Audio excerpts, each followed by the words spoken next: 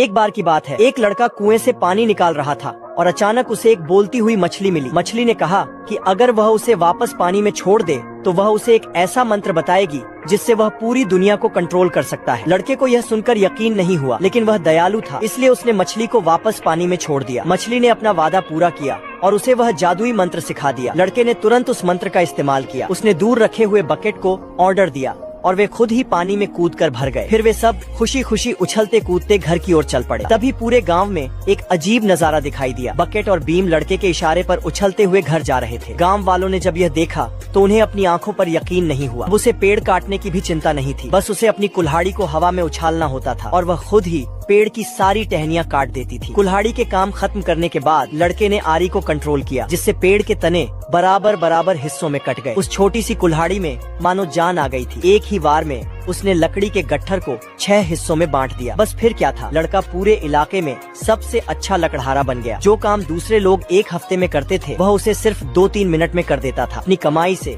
लड़के ने बड़ा घर खरीद लिया। लड़के की शोहरत दूर दूर तक फैल गई और यह बात राजा तक भी पहुंच गई। उस समय राजा अपनी बेटी की शादी की तैयारियों में व्यस्त थे, इसलिए उन्होंने इन बातों पर ध्यान नहीं दिया। वह अपनी बेटी की शादी पड़ोसी देश के राजकुमार से करवाकर पूरे राज्य में शांति बनाए रखना चाहते थे, लेकिन राजकुमारी ने इस फैसले का विरोध किया। वह राजकुमार को बिल्कुल पसंद नहीं करती थी और वह राजनीतिक शादी का हिस्सा नहीं बनना चाहती थी। वह किसी और से प्यार करती थी, जो एक गरीब लेकिन नेक दिल का लड़का था। जब राजा ने यह देखा तो उनका ताज सरकने लगा। दूसरी ओर राजकुमार को बहुत गुस्सा आया और उसने तुरंत युद्ध की घोषणा कर दी और अपनी सेना के साथ युद्ध करने आ गया। उनकी भयानक तैयारी देखकर राजा ने भी अपनी सेना को बुलाया, लेकिन उनके हथियार राजकुमार की सेना के मुकाबले काफी कमजोर थे। राजकुमार की सेना के आगे वे टिक नहीं पाए। देखते ही देखते बहुत से घर तबाह हो गए और राजा के सबसे बहादुर मंत्री भी डर कर भाग गए। राजा अकेले रह गए।